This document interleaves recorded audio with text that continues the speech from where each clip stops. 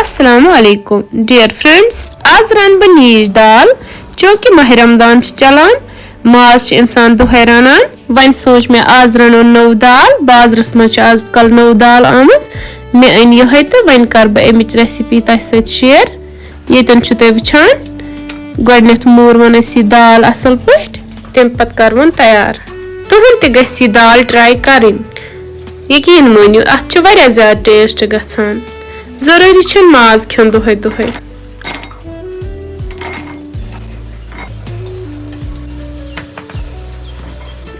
यतन तुह वुचान दाल मकलो मे कड़ित वन छलवन यह असल पे तो करवन तैयार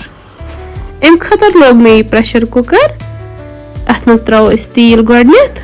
तेल असल पे गरम गसित त्रो बह अत मज यह गंड डोड यह गंड कर बह असल पे फ्राई सही त्रा बह अत मज कह सोबुत मसाल बे त्रा बह अत मज जीर चमचे वन कर बह अत मज दाल ऐड दाल मे असल पे फ्राई करें तुम हेकि गोडनेथ दाल बॉयल तम तम पत हेको बगार कर अत मज कहीं त हर्ज टेस्ट दोनों साइडो असल यतन तुह वुचान दाल गई असल पे फ्राई वन कर बह अत मज पाउडर मसाल ऐड मसाल मज मे लिद्र चमचे डोड मरचांगन चमचे डोड बे त्रावस यह बदियन पाउडर 1 चमच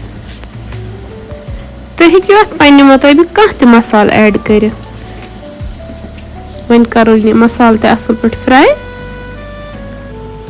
मसाल रले असल पे वन कर बह अत मज आब लीटर डोड ऐड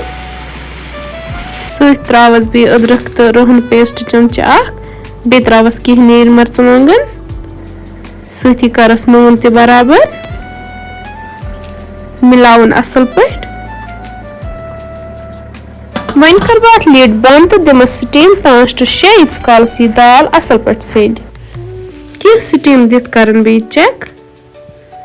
तो वुचान दाल असल पे तैयार गमज लास्टस पे त्रावस थोड़ा सा यह कसूरी मेथी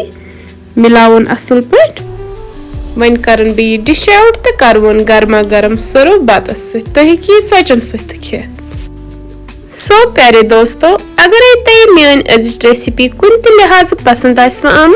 तेल कर सन चैनल शेयर तो सब्सक्राइब वीडियो कर लाइक पे दो पन फीडबैक तो बिहिव रब्बस हवाल अल्लाह हाफिज।